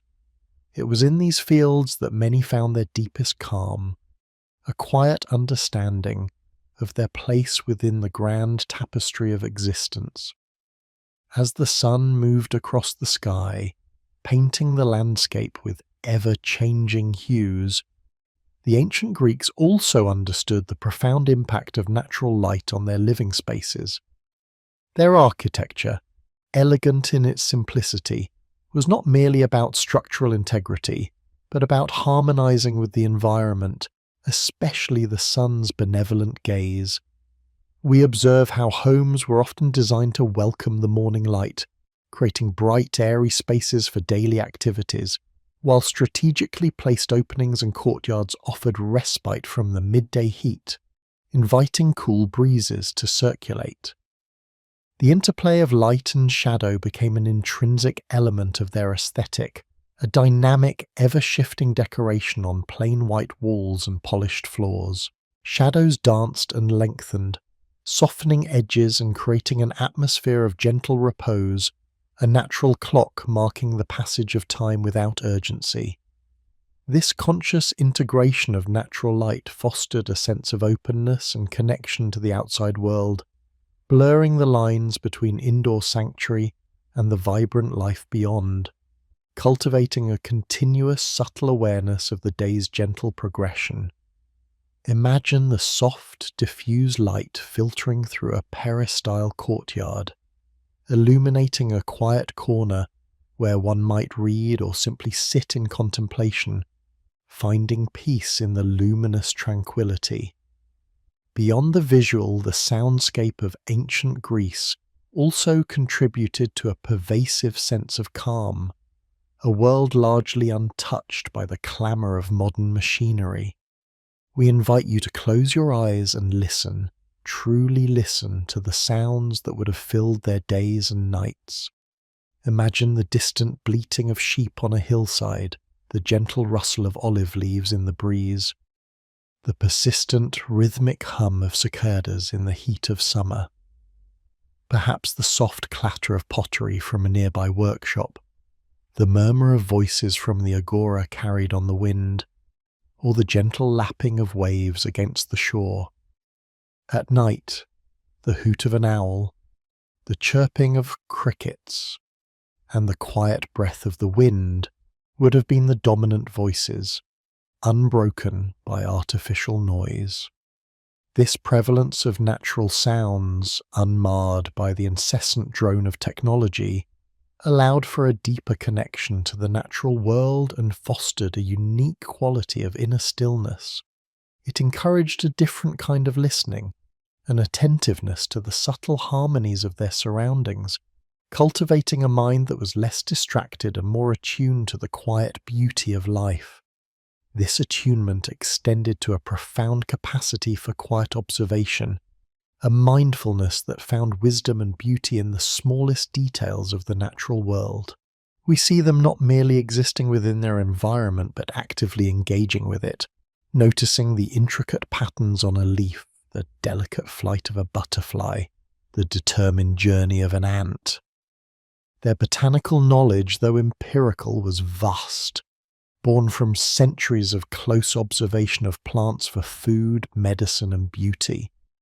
This practice of quiet observation, whether watching a bird build its nest or a flower unfurl its petals, was a deeply calming activity, drawing the mind into the present moment and away from worries about the past or future. It fostered a sense of wonder and humility, reminding them of the interconnectedness of all living things and the constant subtle unfolding of life around them. In these moments of focused attention, a deep sense of peace could be found, a quiet communion with the intricate artistry of nature. Even their garments, simple as they were, embodied a philosophy of ease and natural elegance that contributed to a sense of physical and mental comfort. We recall the kitten and the himation, pieces of cloth draped and pinned rather than cut and sewn into rigid forms. This method of dressing allowed for freedom of movement and adapted gracefully to the body's natural contours, never restricting, always flowing. The fabrics, typically linen or wool, were breathable and comfortable, chosen for their natural qualities. The act of draping itself could be a gentle, almost meditative ritual each morning, shaping the fabric around the body to create a look that was both modest and aesthetically pleasing. This simplicity in attire was a quiet expression of Sophrosina, avoiding ostentation and embracing practicality and natural beauty. It reflected a culture that valued comfort and grace over elaborate display, allowing the wearer to move through their day unencumbered, both physically and psychologically, contributing to an overall feeling of ease and well-being. As we cast our gaze back to the sea, we encounter another symbol of quiet constancy and guidance, the Pharos or lighthouse.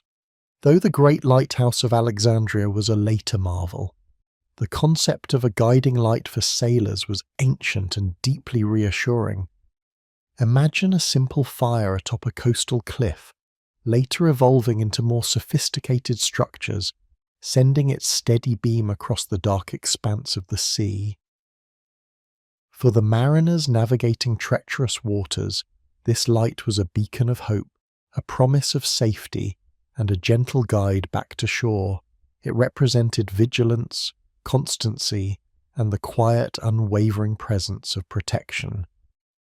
The Pharos itself, standing solitary against the elements, embodied a stoic strength, a silent sentinel watching over the travellers. Its steady glow offered not just practical guidance but also a profound sense of psychological calm, a reminder that even in the vast, unpredictable darkness, there was always a way home. This steady, reliable light, breaking through the night, offered a deep sense of peace to those who relied upon it, a symbol of enduring hope. Gathering again within the warm embrace of community, we find deep tranquility in the simple act of communal meals and the gentle art of storytelling that often accompanied them. While we have touched upon meals before, let us now focus on the quiet joy and connection fostered during these shared moments. Imagine the family or friends gathered around a low table, sharing plates of olives, cheese, bread, and perhaps a simple stew, the soft glow of an oil lamp casting dancing shadows. The conversations were often unhurried, flowing easily from daily happenings to philosophical musings, punctuated by shared laughter and comfortable silences. This was a time for strengthening bonds, for mutual support, and for simply being together. And as the meal concluded, perhaps an elder or a skilled orator would begin a tale, a myth, a legend, a personal anecdote, or a moral fable. The rhythmic cadence of the storyteller's voice, weaving narratives that entertained, educated, and often gently guided, created a deeply immersive and calming atmosphere.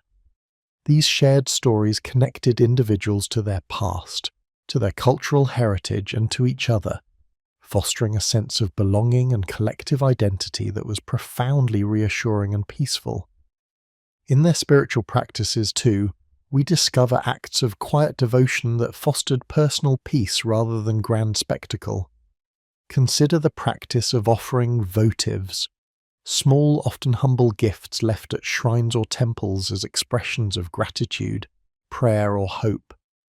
These might be miniature clay figures, simple plaques, or even personal items, quietly placed as a token of an individual's heartfelt connection to the divine. These were not always public, elaborate ceremonies, but often private, intimate gestures of faith and humility. We envision someone approaching a small household shrine or a quiet corner of a temple, placing their offering with a silent prayer or a moment of contemplation. This personal, often solitary act of devotion provided a channel for expressing inner feelings, for seeking comfort, and for acknowledging the benevolent forces they believed guided their lives.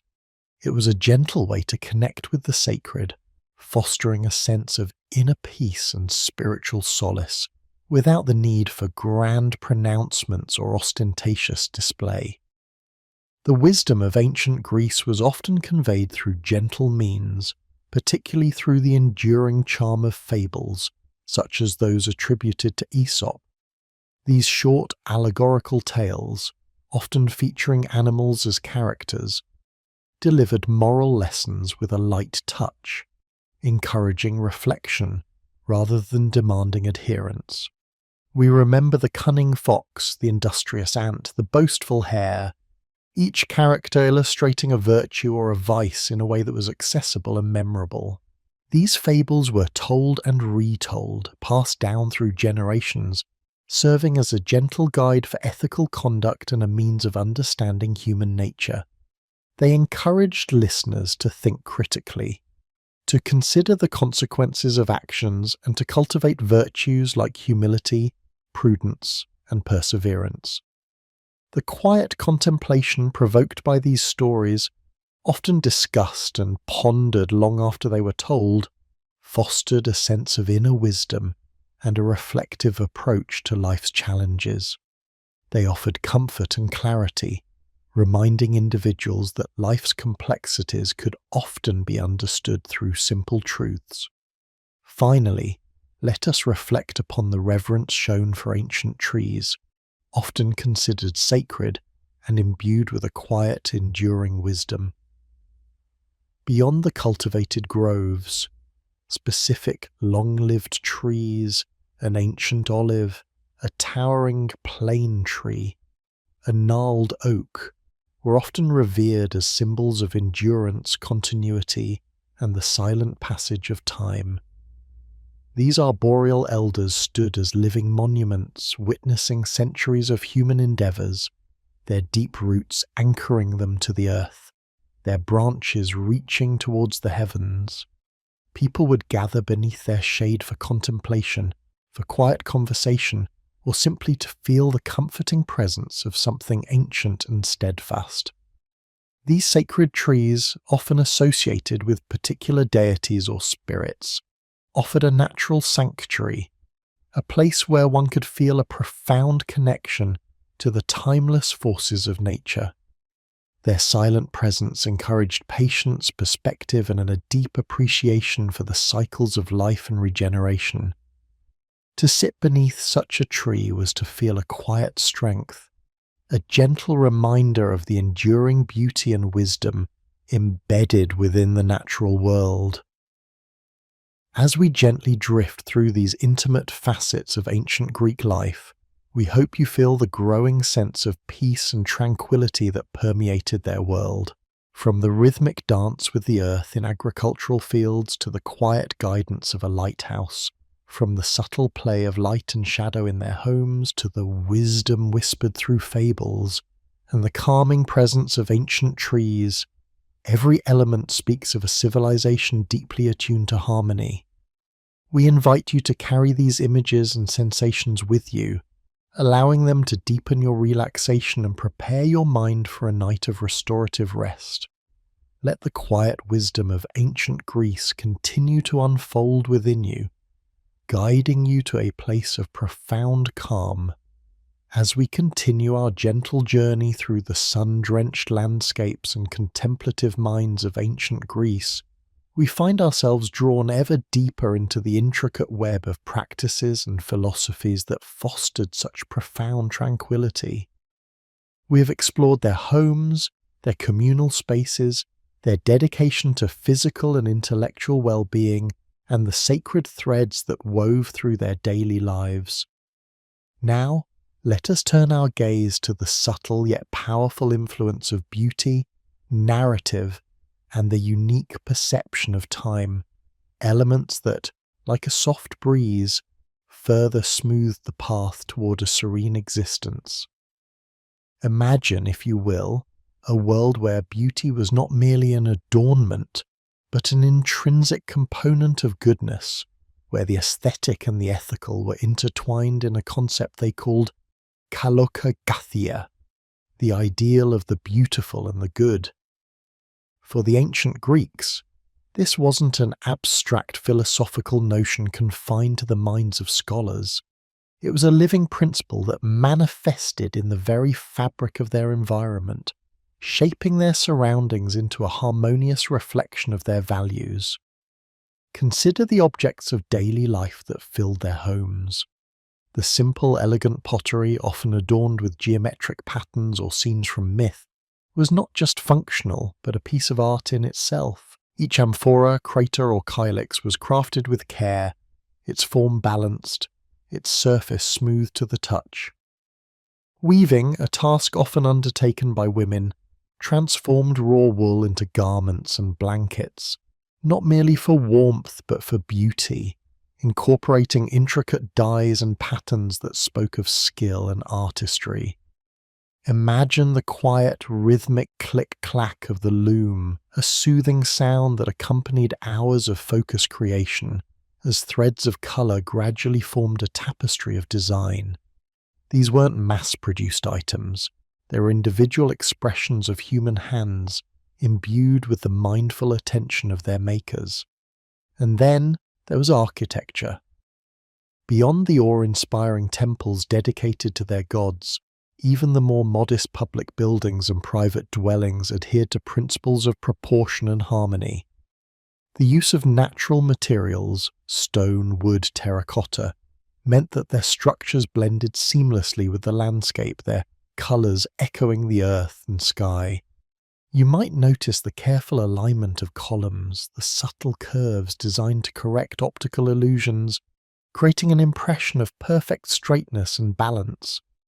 This meticulous attention to detail, this pursuit of ideal forms, was not just for grandeur, it was an attempt to create spaces that were inherently pleasing to the eye, soothing to the spirit, and conducive to clear thought. To walk through an agora where buildings exhibited such thoughtful design, to dwell in a home where natural light flowed gracefully through open courtyards, was to be constantly enveloped in an environment that whispered of order and peace. The very air seemed to carry a sense of calm, inviting contemplation rather than hurried action. The influence of beauty extended beyond physical objects and structures. It permeated their understanding of the world through the rich tapestry of their mythology and storytelling. For the ancient Greeks, myths were far more than mere tales. They were the very bedrock of their cultural identity, their moral compass, and their explanation for the inexplicable. These narratives, passed down through generations, offered comfort and meaning, weaving together the divine, the heroic, and the human experience into an interconnected whole. Imagine gathering around a flickering hearth on a cool evening, or perhaps under the shade of an olive tree during the heat of the day, as a storyteller recounts the labours of Heracles, the cunning of Odysseus, or the wisdom of Athena. These stories were not just entertainment, they were lessons in virtue, courage, and the consequences of hubris. They provided a framework for understanding the forces of nature, the complexities of human emotion, and the ever-present hand of the gods in their lives. The rhythm of the spoken word, the cadence of the epic poems, had a deeply calming effect, drawing listeners into a shared imaginative space where anxieties could momentarily recede. The presence of these myths was ubiquitous. They were depicted on pottery, sculpted into temple friezes, performed in dramatic festivals, and referenced in everyday conversation. This constant immersion in a shared narrative universe fostered a powerful sense of community and continuity. Knowing that you were part of a story that stretched back to the dawn of time, connected to heroes and gods, could imbue life with a profound sense of purpose and belonging.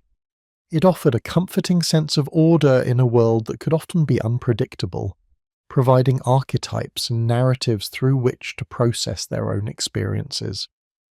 The struggles and triumphs of their mythical ancestors offered both solace and inspiration, reminding them of the enduring human spirit and the cyclical nature of existence. This deep engagement with narrative also encouraged a slower, more reflective pace of life. Storytelling, by its very nature, demands attention and patience. There is no rush to conclude, only an unfolding. We can almost hear the soft murmurs of assent from the audience, the quiet contemplation in their eyes as they absorb the timeless wisdom embedded within these ancient tales. This communal act of listening and imagining reinforced the value of quiet reflection and the power of shared experience, drawing people closer together in a gentle embrace of their collective heritage.